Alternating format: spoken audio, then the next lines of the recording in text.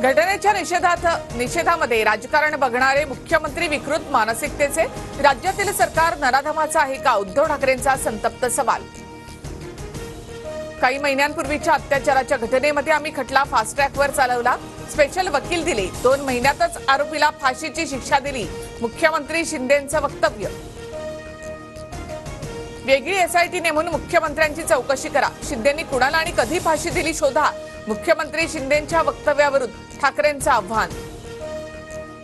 मावळच्या घटनेमधील आरोपी तेजस दळवीला कोर्टाने फाशीची शिक्षा सुनावली, फाशीच्या वक्तव्यावरून प्रश्न उपस्थित करणाऱ्या विरोधकांना मुख्यमंत्री शिंदेंचं उत्तर। 4 वर्षाच्या मुलींनाही सोडलं जात नाही, ही परिस्थिती प्रचंड धक्कादायक, लोक रस्त्यावर उतरल्यावरच तुम्हाला जाग येते, हायकोर्टानं पोलिसांना फटकारलं, पुढील सुनावणी 27 ऑगस्टला। गृहमंत्री जबाबदारी घ्यायला तयार नाहीत, घटनाबाह्य मुख्यमंत्री शिंदे ढोल पिटवत फिरतात, मुलीबाळींच्या रक्षणासाठी शासन घालवा, उद्धव ठाकरे यांचं आवाहन।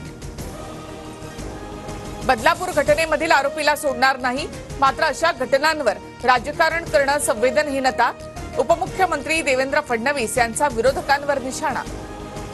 एकदा माझ्या हातात सत्ता द्या, 48 तास पोलिसांना फ्री हँड देतो, कोरा करकरीत महाराष्ट्र करून दाखवतो, बदलापुरातील घटनेनंतर राज ठाकरे यांचं वक्तव्य।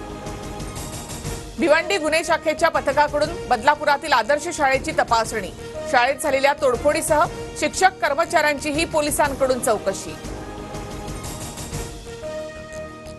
4 भिंतीच्या आत तरी मुख्यमंत्री पदाचा चेहरा ठरवा, कोणत्याही पक्षाचा मुख्यमंत्री मला मान्य, जास्त जागा त्यांचा मुख्यमंत्री हे सूत्र नको, पत्रकारांसोबतच्या अनौपचारिक गप्पांमध्ये ठाकरेंचं वक्तव्य।